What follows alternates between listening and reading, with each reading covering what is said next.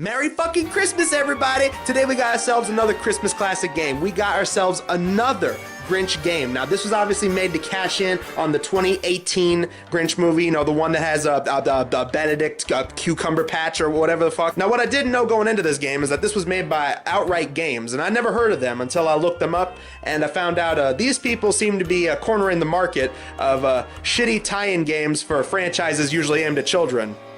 Because those usually end up the best companies in gaming, right? So yeah, I found out they just have, you know, classic game after classic game, all the kind of shit that you typically come to expect. Lots of great ones, lots of hits, all the good ones.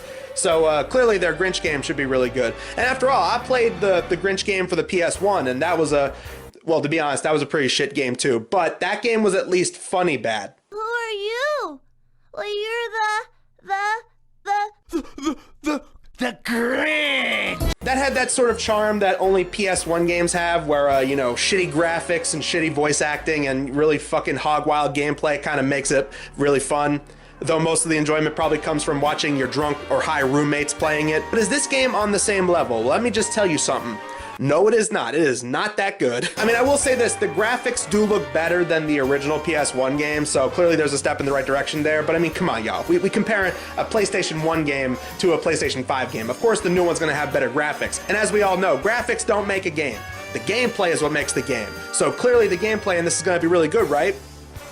Nope. Now, the first thing I gotta point out is I didn't beat this game. Okay, this game is 18 levels long. I was not gonna sit here and play this entire game for that fucking long, alright? So I knew I was in for a game where I was like, alright, I'm only gonna play first round of levels. I did the same thing with the Grinch game on PS1. So I was just gonna play only a few games, but even playing just the first few levels, like the first, I don't know, 2, 3, 4 levels, however far in I gotta say, the gameplay in this gets really fucking repetitive fast. Even more so than the PS1 game, this is basically an action-adventure platformer where, you know, you go from the left of the screen to the right of the screen, and you have to jump on platforms, and you have to collect items. And what I found interesting is that this is a two-player game. Well, you can play it as a two-player. There really is no reason, though, going off of some of the reviews. A lot of people say that, you know, if you play one player as the Grinch and the other player is Max, the dog that follows him around, you really don't do anything as the dog, so it makes me wonder why they even bothered with the two-player function. It feels like it doesn't even matter. This is definitely one of those games where, oh, it's made for kids, so you don't want it to be too violent, you know, even if you get hit by an enemy, it doesn't really do any damage, you know, there's no losers here, everyone's a winner. It's one of those kind of games, and it's like, yo, I want some challenge in a video game. You're gonna make a video game, you wanna make it have some challenge, right? You gotta give it some oomph, you know, makes you wanna actually keep playing it, right? This shit here, this is just the most generic platform game, and clearly, yeah, it's made for kids, but it feels like it's made for the youngest of kids. The first enemy that I come across are spiders, and then after that, sentient nutcrackers that are just running around the Grinch's cave home. Nutcracker hits you, it barely does any damage. It barely does anything, right? The only enemy I came across that actually did some damage were, again, this is clearly from the source material, obviously. I have not seen the 2018 Grinch movie, but I'm just gonna assume that this is in it.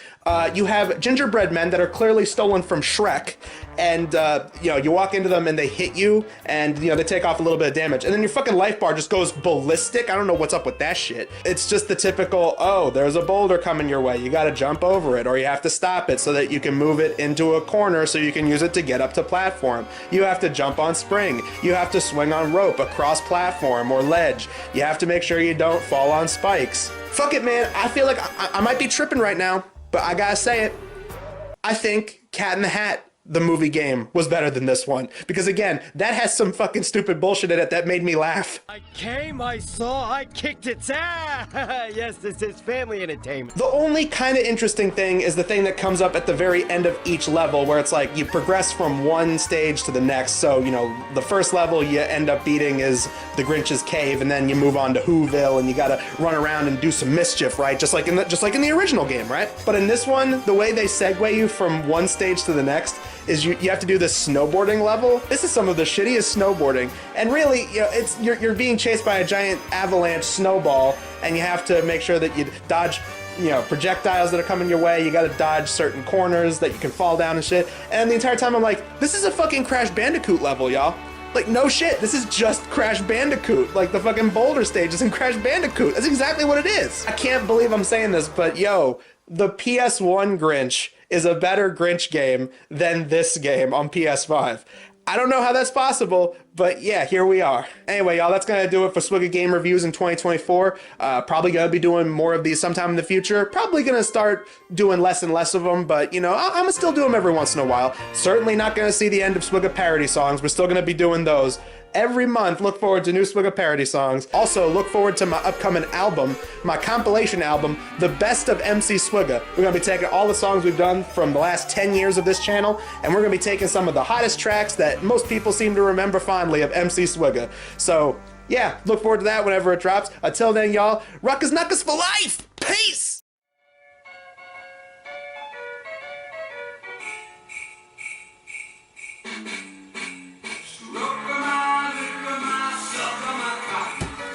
Gosh darn it, Swigga, come on!